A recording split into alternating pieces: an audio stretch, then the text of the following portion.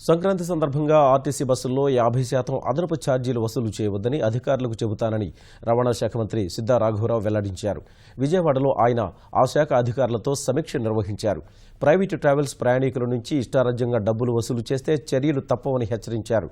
నిబంధనలు ఉల్లంఘించి తిరిగే బస్సులపై దాడులు ప్రారంభించాలని అధికారుల్ని ఆదేశించారు. తెలంగాణ రాష్ట్రానికి చెందిన ప్రైవేట్ ట్రావెల్స్ బస్సుల యాజమాన్యాలపై ఏపీ అధికారులు వేధింపులు పెరిగాయన్న అంశంపై స్పందించిన మంత్రి అలాంటి చర్యలకు పాల్పడినట్లు తేలితే చర్యలు తీసుకుంటామన్నారు. తెలంగాణ నేతలు చేస్తున్న ఆరోపణల్లో నిజం లేదన్నారు.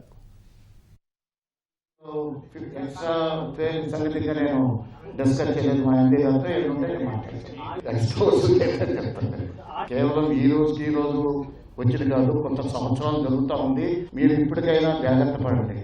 ఒకళ్ళు ఇద్దరు చేసిన దానివల్ల డిపార్ట్మెంట్కి చెడ్డ పేరు వస్తుంది. అటువంటి చెడ్డ పేరు మీరు తీసుకురావద్దు. మీ దానికి మీరు కట్టుబడి పనిచేయమని మీ ముందే నేను చెప్పదు. వాటిని కంట్రోల్ చేస్తాం. ఆర్టీసీ ఏ విధంగా కలెక్ట్ చేస్తుందో దానికి అనుగుణంగానే కలెక్ట్ చేయమని చెప్తాం.